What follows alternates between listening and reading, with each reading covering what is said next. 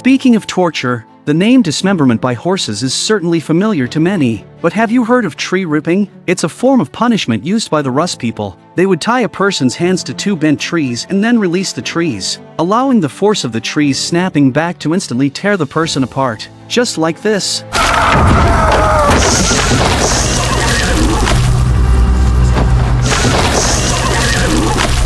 After fleeing Kattegat, Ivar, along with his lieutenant and mercenaries, headed east along the Silk Road. Along the way, he encountered many exotic cultures he had never seen before. Here, people from different countries with different beliefs came to trade and perform, and there were all sorts of dazzling goods that left Ivar's eyes wide. Before long, they arrived in the eastern land of the Rus, where the observant Ivar noticed a one-eyed man following them. The next day, a group of Rus cavalrymen dressed in black clothes and hats charged at them, killing not only the merchants along the way but also proving too much for Ivar's mercenaries.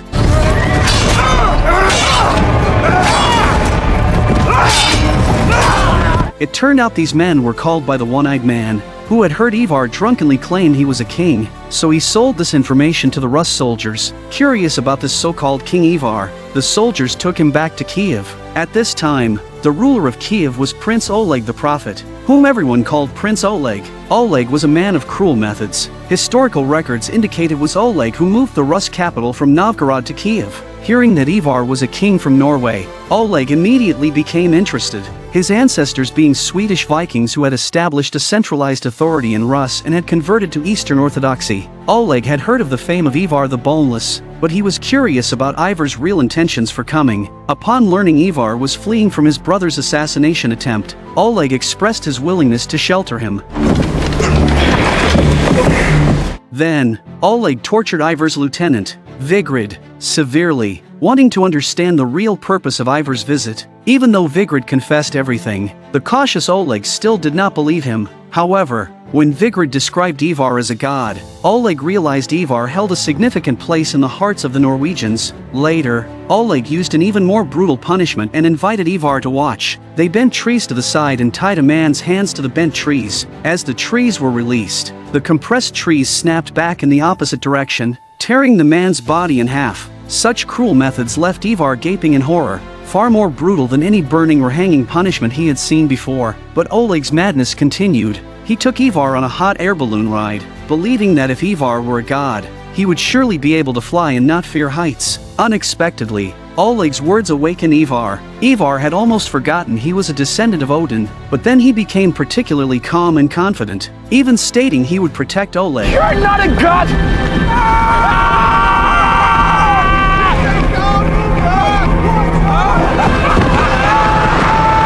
Later, Oleg took Ivar to visit his late wife's mausoleum, as Oleg had personally killed his most beloved person because she and his lieutenant had an affair. This storyline made Ivar empathize, for he had also personally killed his most beloved, Fritis. After realizing they had much in common, a special relationship formed between them. Later, Oleg no longer pondered why Ivar had come to Rus, thinking it might be a sign. For years, their Rurikid kings had been looking east for trade, invasion, and expansion. With Ivar's arrival, Oleg considered it time to look westward. He wanted to use Ivar's abilities to invade the Scandinavian peninsula, to conquer his ancestors' homeland. Years ago, Oleg had hung his shield on the gates of Constantinople. Now, he wanted to hang it on the gates of Kattegat. So, can Ivar seize this opportunity to turn the tables and take back Kattegat? Let's wait and see. Odin.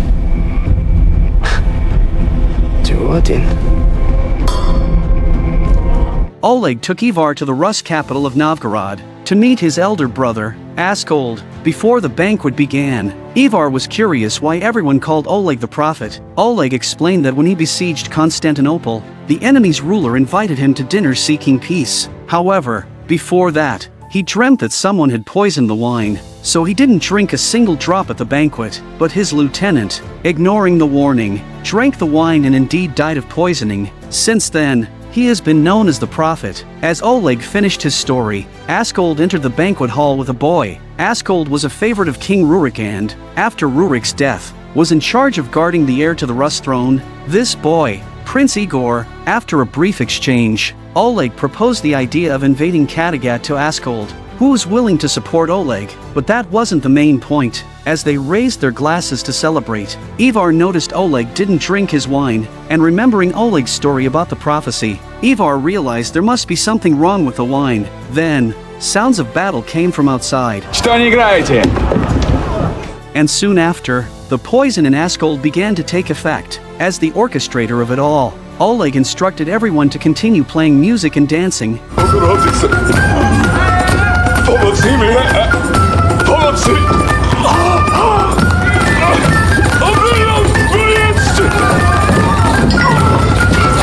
What was moments ago a brotherly exchange quickly turned into a scene of a murderer and his victim, with Askold suffering torturously like in hell, while Oleg reveled as if in heaven. As Oleg's guards stormed the hall, Askold succumbed to the poison and died.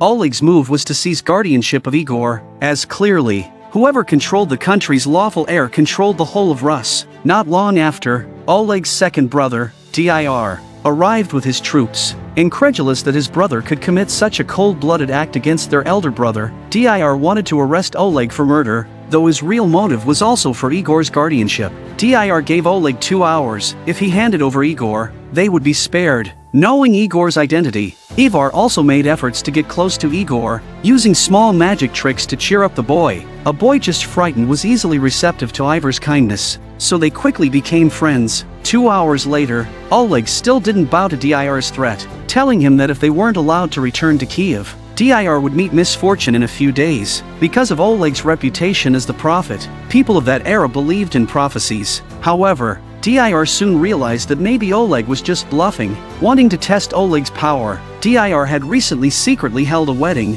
and only he and his wife knew of it, so if Oleg could name the bride, Dir would believe his prophecy. Unexpectedly, not only did Oleg know the bride was named Anna, but he also had her brought to the scene. Oleg's actions not only surprised Ivar but also scared Dir, forcing him to let them go.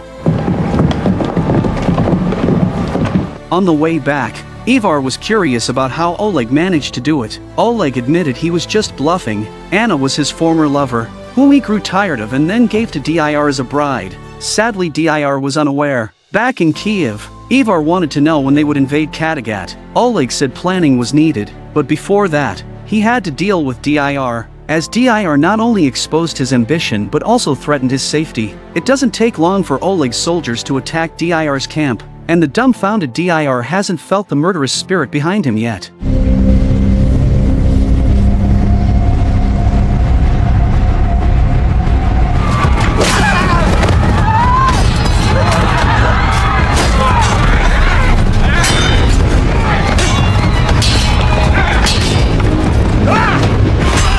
They captured Dir and brought him to Kiev. Dir hoped for mercy for the sake of brotherhood and swore not to compete for guardianship again, but the cautious Oleg didn't believe him. Ivar and Igor's friendship grew by the day, with Ivar spending his days playing games with the boy and teaching him the Viking language. Later, Ivar and Igor heard the sound of ferocious dogs approaching. The scene they found was astonishing.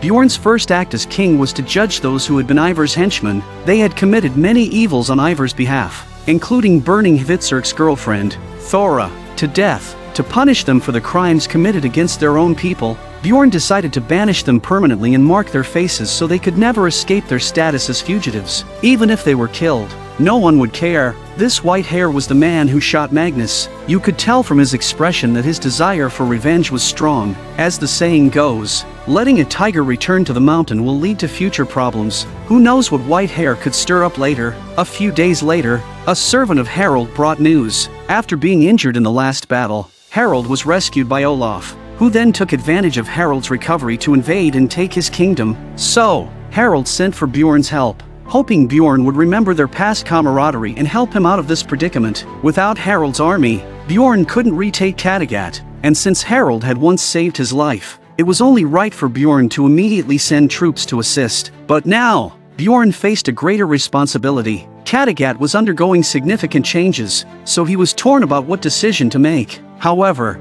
Hvitserk thought that whether it was Olaf or Harald, neither was as important as Ivar. As long as Ivar was alive, every one of them was in danger. Ub thought Hvitserk was traumatized by Ivar, so they didn't take Hvitserk's words seriously. Not long after, Kjetil returned to Kattegat on Floki's ship, seeking to recruit settlers for Iceland. Kjetil told Ub about his experiences in Iceland, of course, omitting the part where he wiped out Ivan's family. When Ub asked about Floki, Kjetil lied, saying Floki had lost hope in their new life and disappeared without a trace. Clearly knowing Floki, Ub didn't believe Kjetil's words. Then Ub asked about a wanderer who had been to Iceland, having heard the man found a scenic and uninhabited land. Kjetil said the man's name was Other and that he now lived in Iceland. Ub was very interested in this land and wanted to go back to Iceland with Kjetil as soon as possible to meet Other, and of course, to find Floki. On the other hand, Lagertha decided to retire and, with the help of Ub and Torvi, rebuild her old farm. Bjorn came to ask his mother for advice on whether to rescue Harald. Lagertha said she didn't go to rescue Ragnar back then because no one is more important than the kingdom,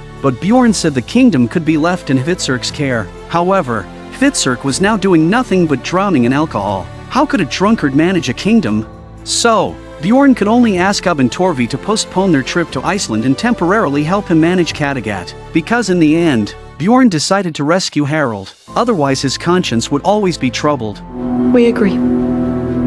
Before departing, Bjorn found Kjetil and expressed his skepticism about Kjetil's statements regarding Floki. Floki was nowhere to be found, alive or dead, which meant Kjetil was hiding something. So, he also asked Kjetil to postpone the Iceland trip and join his army. Bjorn wanted to hear more about Floki's story from Kjetil during this time, not wanting to be suspected. Kjetil agreed to Bjorn's request. So, will Bjorn successfully rescue Harald? And will he be able to uncover Kjetil's crimes? See you in the next episode.